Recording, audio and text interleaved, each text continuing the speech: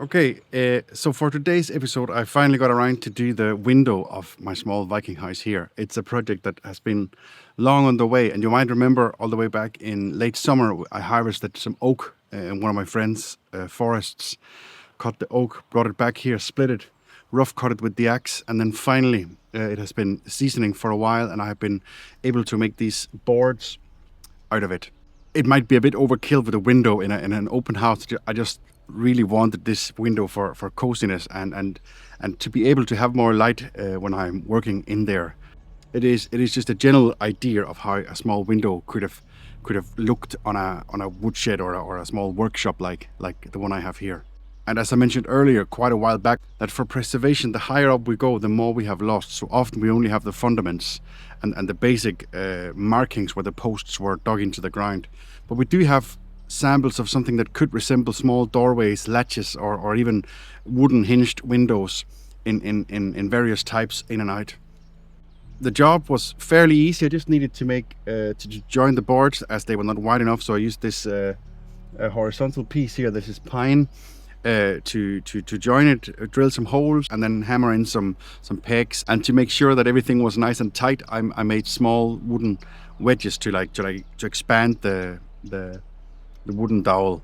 The system here for the hinges is relatively simple. I have made a hole in the windowsill here where a dowel coming out from each end of the panel that opens sets in, and then in the top again the rest of the second part of the hinge is secured here to a piece of wood that has been mounted here that also has a hole in it, so that then this will open and close around this, and I have used a lot of oil here to grease it up, and hopefully it will work well. The only problem I do see that could appear here is that the window can actually fall down a bit here and bite onto the windowsill.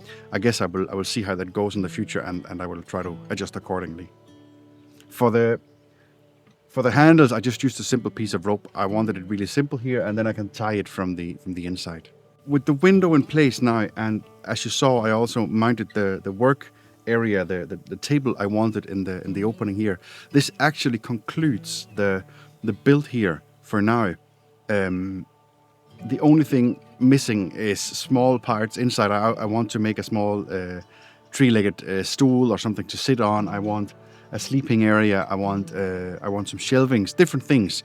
That is just the interior.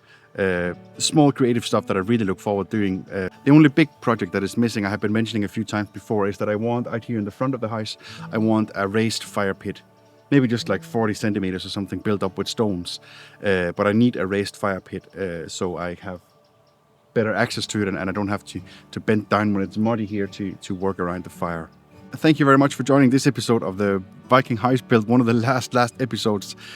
I need to tell you that what you've been seeing here is part of a series of building this Viking house over the last 2 years, everything from the ground up. Each step along the way is based on archaeological evidence, and it's made 100% with recreations and reproductions of Viking tools and techniques. And I have videos for all the steps, so if you want to learn more about how to build a house like this, I can definitely recommend you to check it out.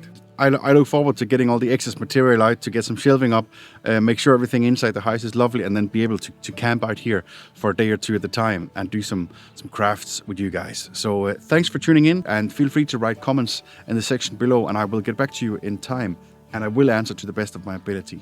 So stay tuned for the next video. Stay safe in this crazy world, and yeah, I will see you soon.